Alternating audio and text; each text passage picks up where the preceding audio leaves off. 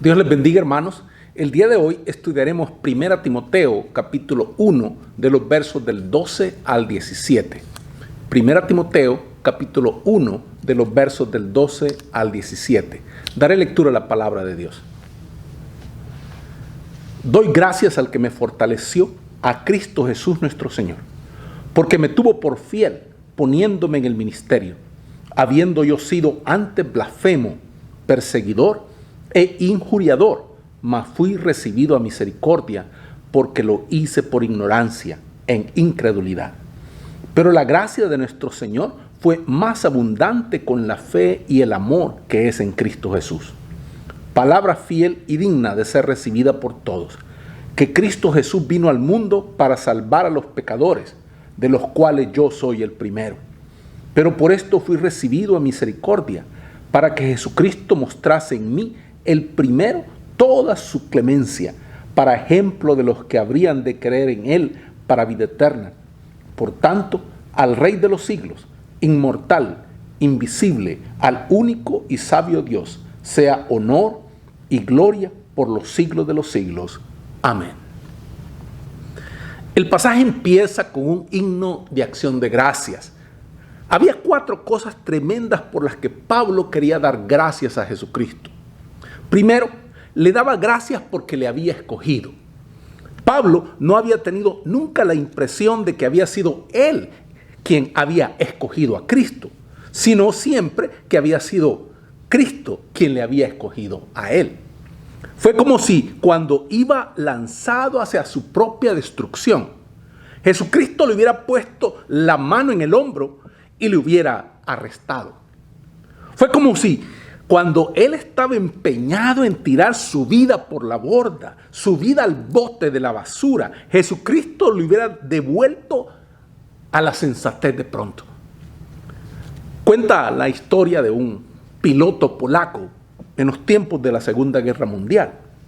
Se había librado de más escapadas de la muerte por un pelito que la mayoría de los hombres experimentan en toda una vida.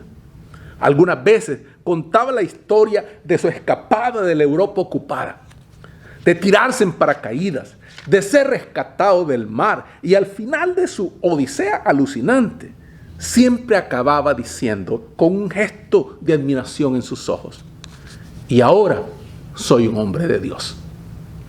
Ese era el sentimiento de Pablo. Era un hombre de Cristo, porque Cristo le había escogido.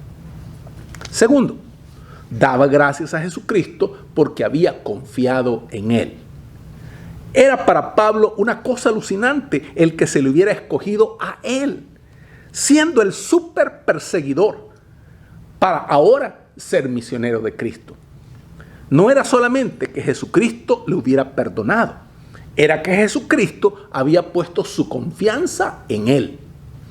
Algunas veces perdonamos a una persona que ha cometido alguna equivocación o que ha sido culpable de algún pecado, pero dejamos bien claro que por su pasado es imposible confiar en ella otra vez. Pero Cristo no solo había perdonado a Pablo, sino le había confiado un trabajo en el que él tenía mucho interés. El que había sido perseguidor de Cristo fue hecho embajador de Cristo. Tercero, le daba gracias porque le había nombrado. Debemos tener cuidado de fijarnos en el para qué sentía Pablo se le había nombrado. Se le había nombrado para servir. Pablo no creyó nunca que se le había elegido para un honor o para un puesto de autoridad en la iglesia. Había sido salvado para servir. Plutarco cuenta que cuando un espartano obtenía una victoria en los Juegos Olímpicos, su recompensa era el poder estar al lado del rey en la guerra. A un luchador espartano en los Juegos Olímpicos le ofrecieron un soborno muy considerable para que se retirara de la contienda, pero él se negó. Finalmente, después de un esfuerzo imponente, obtuvo la victoria. Alguien le dijo: bien, espartano, ¿qué has ganado con la costosa victoria que has obtenido? Él contestó: he ganado el privilegio de estar delante de mi rey en el campo de batalla. Su recompensa era servir a su rey y, si llegaba la ocasión, morir por él. Fue para el servicio, no para el honor, para lo que Pablo había sido elegido. Cuarto, le daba las gracias porque le había dotado de poder. Pablo había descubierto y experimentado que Jesucristo nunca le da a una persona una tarea sin darle también el poder para realizarla. Pablo no habría dicho nunca, fíjense en lo que he hecho, sino siempre, miren lo que Jesucristo me ha capacitado para hacer. No hay nadie que sea suficientemente bueno, o fuerte, o puro, o sabio para ser siervo de Cristo.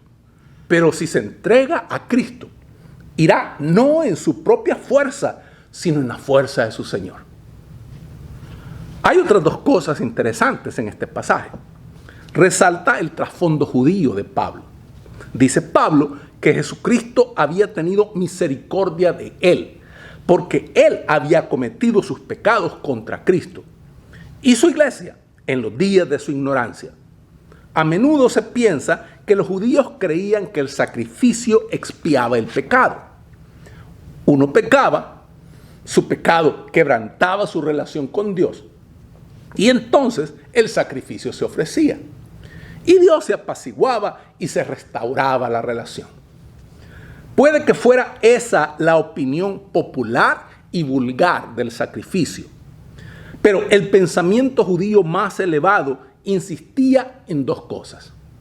Primera, insistía en que el sacrificio no podía nunca expiar el pecado deliberado, sino solamente por los pecados que uno cometiera por ignorancia o arrastrado por la pasión.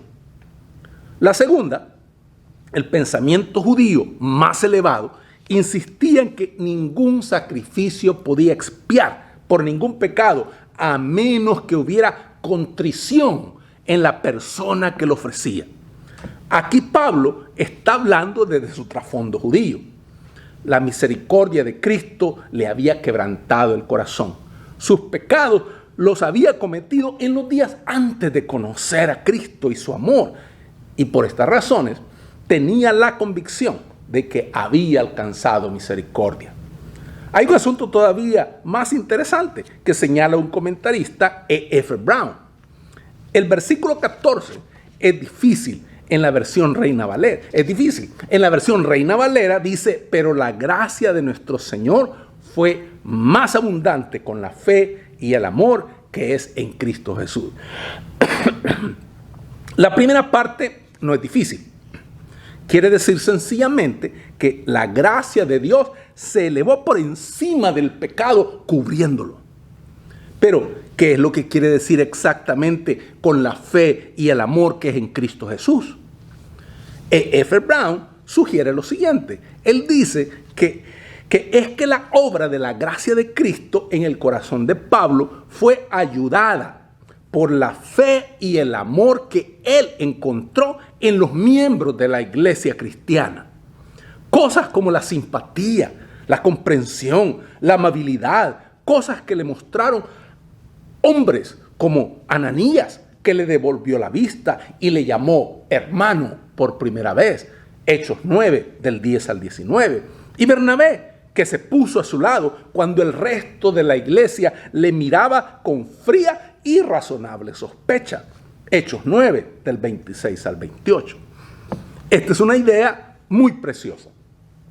Y si es correcta, podemos ver que hay tres factores que cooperan en la conversión de cualquier persona. Primero está Dios. Fue la oración del profeta Jeremías. Haz que nos convirtamos a ti, Señor, y nos convertiremos. Lamentaciones 5:21. O como decía San Agustín, no habríamos nunca empezado a buscar a Dios si no fuera porque Él ya nos había encontrado. El primer motor es siempre Dios. Por detrás del primer deseo de bondad que podamos sentir nosotros está el amor de Dios buscándonos. Segundo, está la propia persona. debe haber una respuesta humana a la invitación divina.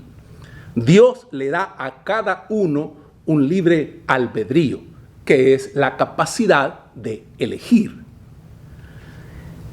Este libre albedrío, con ese libre albedrío más bien, uno puede usar para aceptar o rechazar el ofrecimiento de Dios.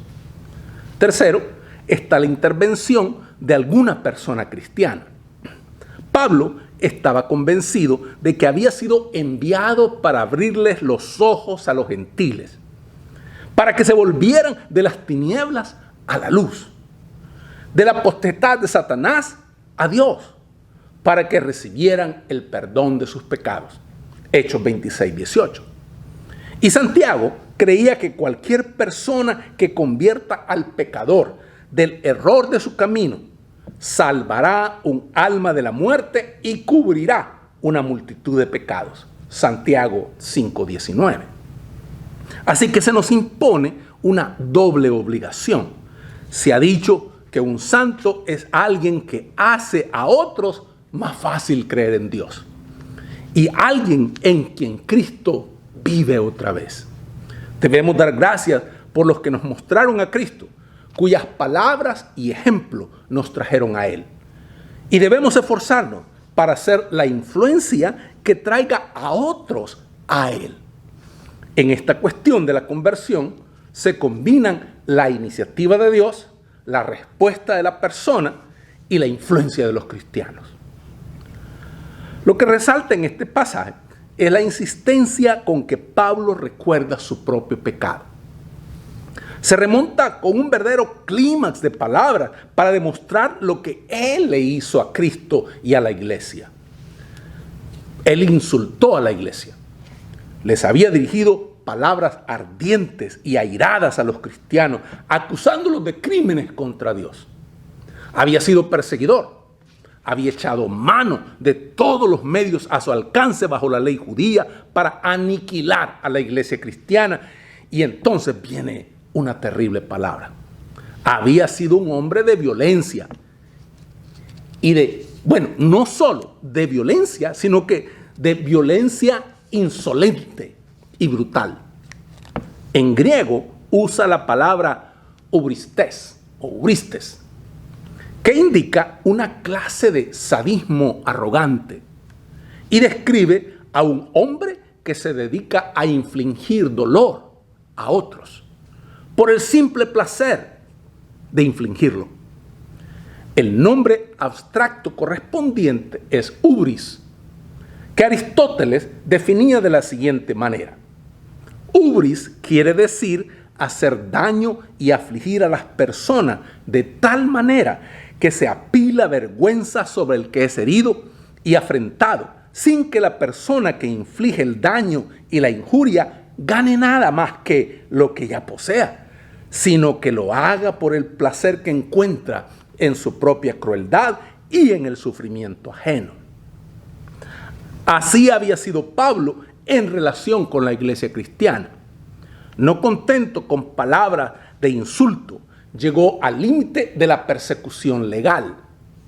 Y no contento con la persecución legal, llegó al límite de la brutalidad sádica.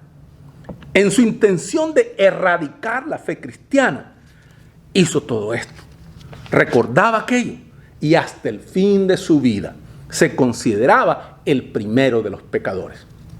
No es que había sido el primero de los pecadores, lo seguía siendo.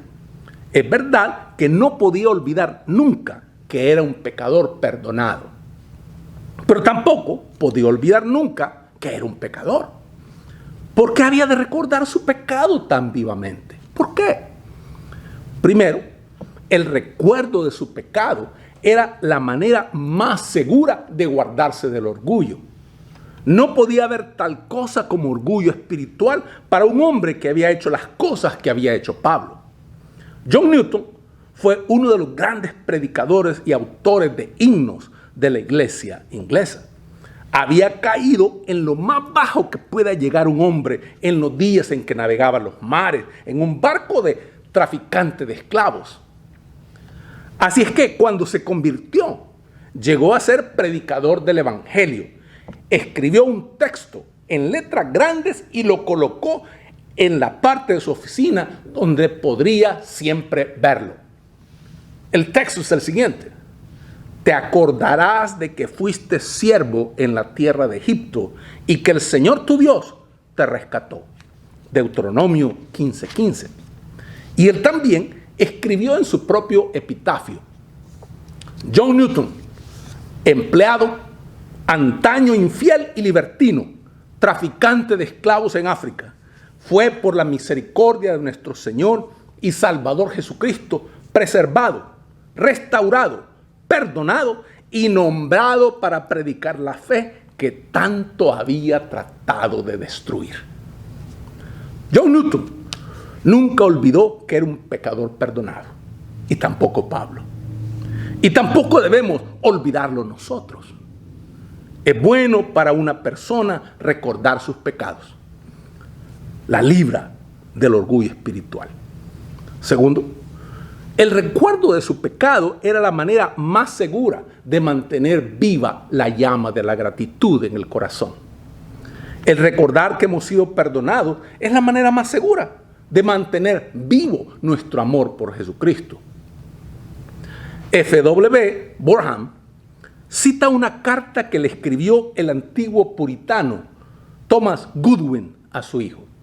Daré lectura a la carta. Dice así: cuando yo amenazaba con enfriarme en mi ministerio y cuando sentía llegar el domingo por la mañana y que no tenía lleno el corazón con la maravilla de la gracia de Dios, o cuando me estaba disponiendo a administrar la cena del Señor, ¿sabes lo que solía hacer? Solía darme un repaso arriba y abajo por todos los pecados de mi vida pasada, y siempre volvía con el corazón contrito y humillado, dispuesto a predicar como se predicaba antes el perdón de los pecados.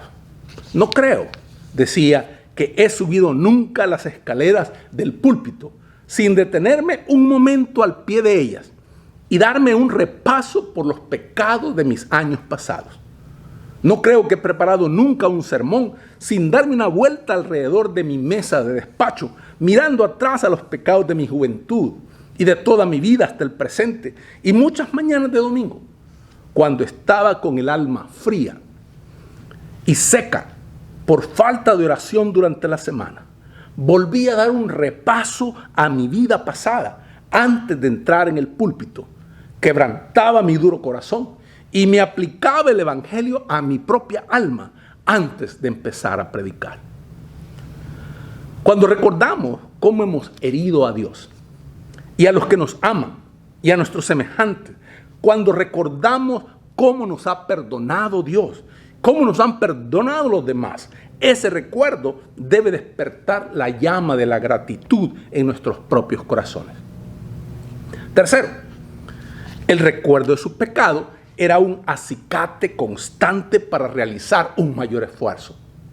Es absolutamente cierto que un hombre no puede ganar nunca la aprobación de Dios o merecer su amor, pero es igualmente cierto que no puede nunca dejar de tratar de hacer algo para mostrar hasta qué punto aprecia el amor y la misericordia que le han hecho lo que es. Siempre que amamos a una persona, no podemos evitar el tratar siempre de demostrar nuestro amor. Cuando recordamos cuánto nos ama Dios y lo poco que lo merecemos, cuando recordamos que fue por nosotros, por lo que Jesucristo pendió de la cruz y murió en el Calvario, debe impulsarnos a un esfuerzo que le diga a Dios que nos damos cuenta de lo que ha hecho por nosotros y que le muestre a Jesucristo que su sacrificio no fue en vano. Cuarto, el recuerdo de su pecado no podía por menos de ser un aliento constante para otros. Pablo usa una imagen plástica. Dice que lo que le sucedió a él era una especie de boceto de lo que les iba a suceder a los que aceptaran a Cristo en los días por venir. La palabra que usa en griego es hipotiposis, que quiere decir croquis, bosquejo, esquema, boceto, apunte, proyecto. Es como si Pablo dijera: fíjense en lo que Cristo ha hecho por mí. Si uno como yo se puede salvar, hay esperanza para todo el mundo. Supongamos que un hombre está sumamente grave y tiene que someterse a una operación peligrosa. Sería el máximo ánimo que se le pudiera dar si hablara con alguien que había pasado aquella operación y había quedado totalmente curado. Pablo no ocultaba tímidamente su pasado, se lo presentaba claramente a otros para que tuvieran valentía y se llenaran de esperanza, de que la gracia que le había cambiado a él podía cambiarlos igualmente a ellos. El gran corazón de El Peregrino, en el libro El Peregrino, les decía a los chicos: tenéis que saber que el prado del olvido es el lugar más peligroso de todos los pasajes, o más bien de todos los parajes. El pecado de Pablo era algo que él se negaba a olvidar, porque cada vez que recordaba la grandeza de su pecado, recordaba la aún mayor grandeza de Jesucristo. No era que estuviera obsesionado de una manera enfermiza con su pecado, era que lo recordaba para regocijarse en la maravilla de la gracia de Cristo. Hermanos, que Dios les bendiga.